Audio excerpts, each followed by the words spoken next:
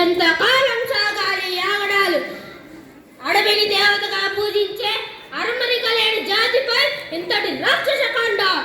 ఎవడిచ్చాడు దొరలకి హక్కు?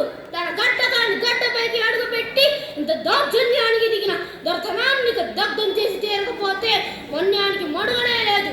నిత్యం చచ్చే కన్నా వీరిలా పోరాడి చావడం యుక్తం. బ్రిటిష్ వారి నిరంకుశ పరిపాలనపై తిరుగుబాటు, పరపీడన ప్రభుత్వంపై విప్లవం ప్రతి మానవుడి జన్మ హక్కు. ఈ సీతారామరాజు ఒక్కడే కాదు, ఒక మహా సైన్యం.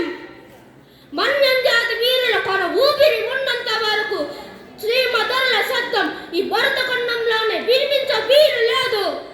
సింహాలు విహరించే ఈ చోటులో లక్కలకు స్థానం ఉండరాదు. పులినైనా పిలిచి చంపగలిగే మన్య జాతే తలుచుకుంటే ఈ బ్రిటిష్